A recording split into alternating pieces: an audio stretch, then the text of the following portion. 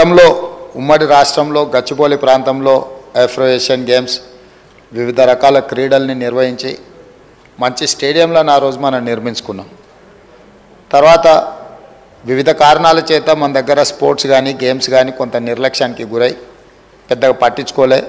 కాకపోతే ఆ రోజు పుల్లల గోపీచంద్ గారికి అకాడమీ కోసం కేటాయించిన ల్యాండ్ కానీ వాళ్ళు ఇచ్చిన ట్రైనింగ్ల వల్ల మన దగ్గర చాలామంది క్రీడాకారులు తయారవ్వడానికి ఉపయోగపడ్డది.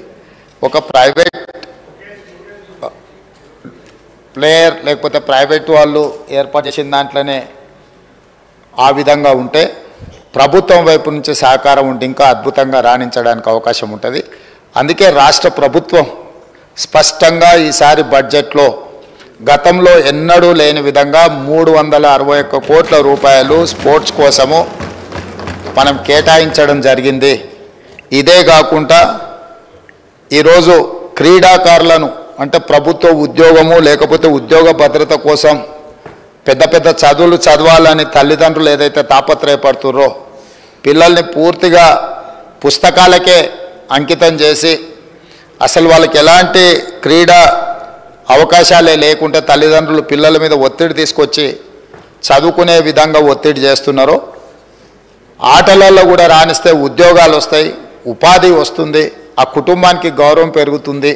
ఈ విషయం ప్రపంచానికి తెలవడం కోసమే ఈరోజు నిఖత్ జరీన్కి ఆర్థిక సాయం అందించినాం. జూబ్లీహిల్స్ బంజారాహిల్స్ ప్రాంతంలో ఇల్లు కట్టుకోవడానికి 600 గజాల ప్లాట్ ఇచ్చినాం.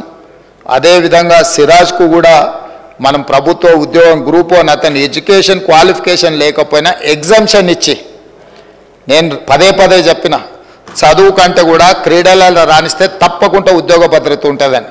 ఇంటర్మీడియట్ పాస్ అయిన సిరాజ్కు మనం ఇస్తున్న గ్రూప్ 1 జాబ్కి యాక్చువల్గా డిగ్రీ క్వాలిఫై అయి ఉండాలి. మనం ఆ ఎడ్యుకేషన్ కూడా ఎగ్జామ్షన్ ఇచ్చి మరి మనం సిరాజ్కి ప్రభుత్వ ఉద్యోగం ఇవ్వడం జరిగింది అధ్యక్ష.